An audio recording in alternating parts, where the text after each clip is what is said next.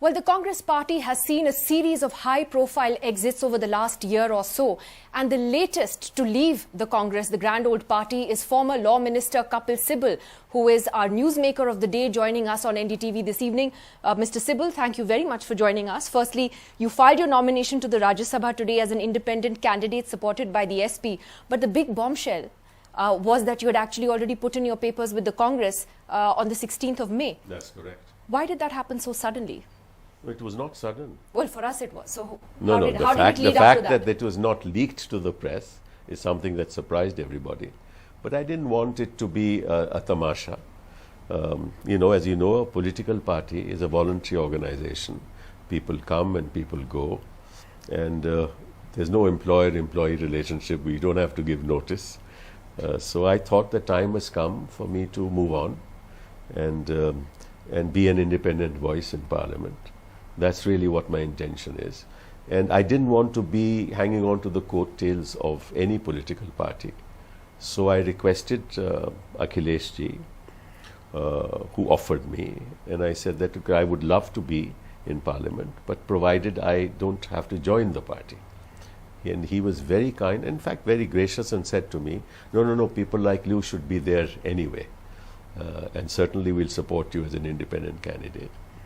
And I think he and the other leadership of the Samajwadi Party, whether it's Shivpal or it's Azam Khan or Ram Gopal ji, they all supported the idea. But and it was a godsend for me. Thought over for a long time. You've been in the Congress for so long. You've been one of its most high-profile faces. So was it a difficult decision to actually step away? Nidhi, it's always difficult when you've been in association with a political party and developed, strong bonds. And especially when you're wedded to its ideology, it's always very difficult to move on.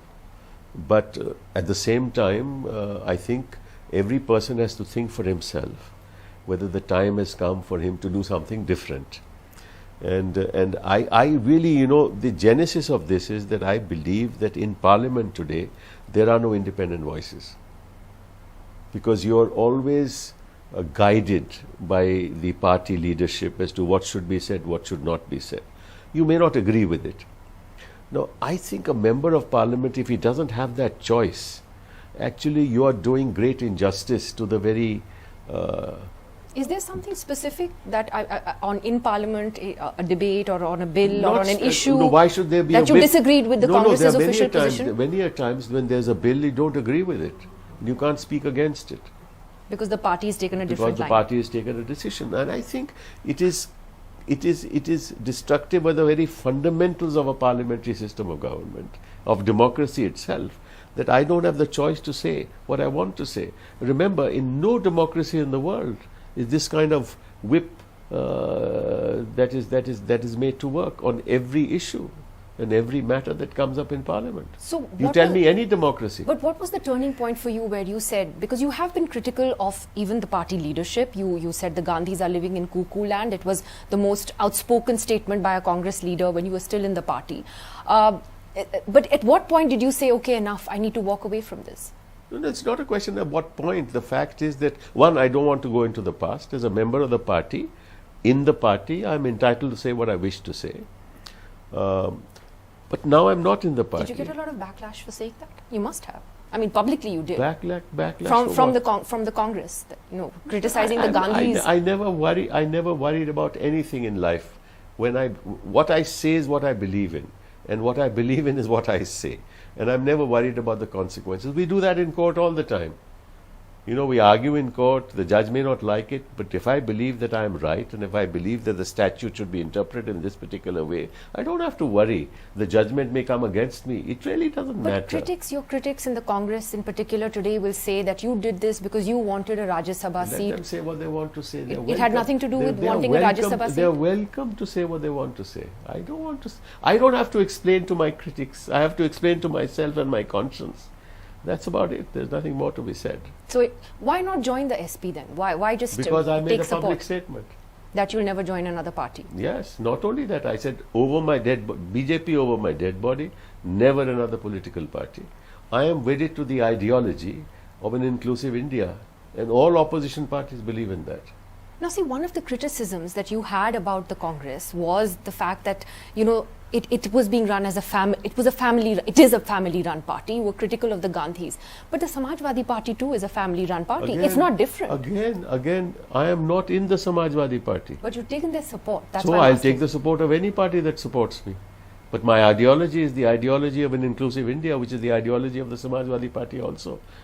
Which party in this country doesn't have family support? You tell me. Any party in this country? So let's not talk about it. And the biggest family is in the BJP. So the family factor wasn't your biggest... There's no issue of a family. In the Congress, I meant. I am an what is the Congress's biggest I mean, what is its biggest weakness? You don't want to get into that. That is history. The past is past. Let's look to the future. Okay, let me put it this way.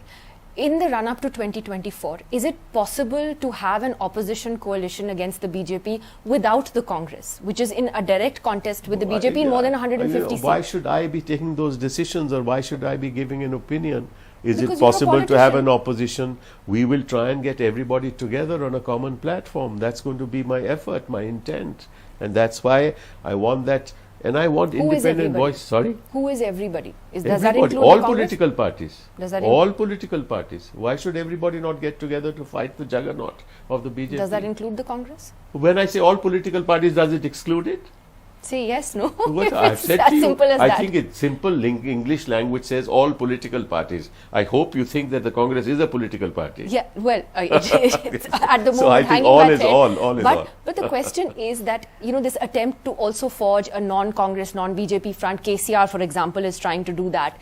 Is that realistic, Why you should think? I comment on that at this stage? I'm not even in Parliament today. When I come in Parliament, as I said, my effort will be to bring everybody together. Now, what somebody else is trying to do, why should I comment on that now? That's somebody else's intention. That's somebody else's initiative. Why should I start criticizing others at this stage? What did you think of the Chintan Shivar and the Congress's... I was not there, so I don't think about it at all. But the resolutions that you must have read about... That's for them to decide. Okay, let me put it this way. Do you think that they got to the crux of the matter? The leadership issue was left unaddressed. But do you think that they've actually addressed some issues? Nidhi, if I were in the Congress party, part of that Chintan Shivir, I would have commented. I'm not in the Congress party anymore. I refuse to offer my comments on the internal workings of a political party. It's for them to decide whether it's good or it's not so good. It meets their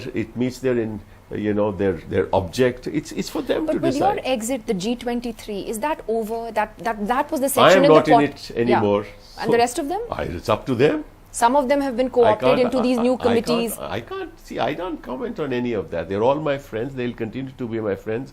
Whether they have been co-opted, not co-opted, it's for them to decide, not for me to say.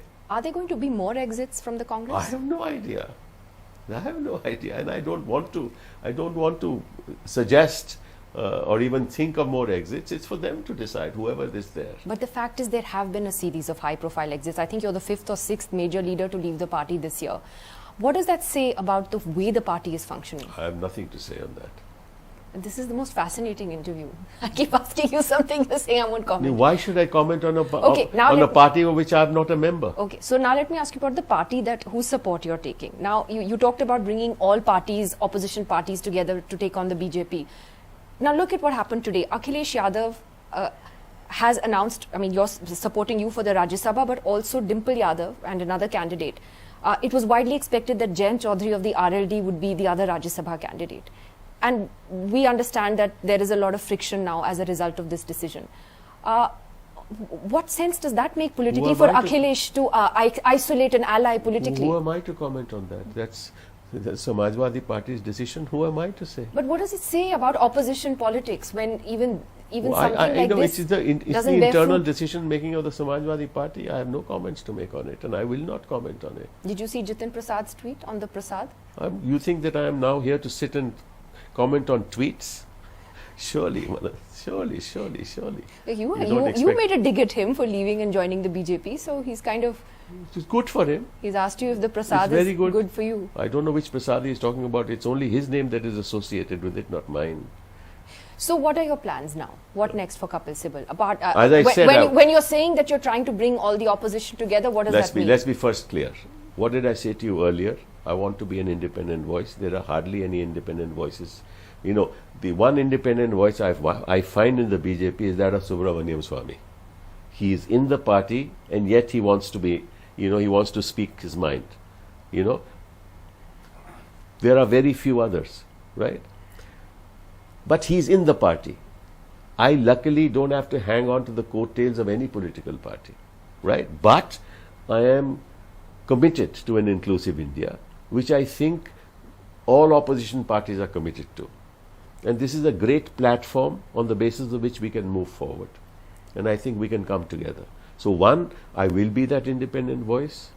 Two, I will try and make an effort to bring everybody together on one platform. I may succeed, I may not succeed. I may be thinking maybe that, maybe I'm not up to the task, but I certainly will try.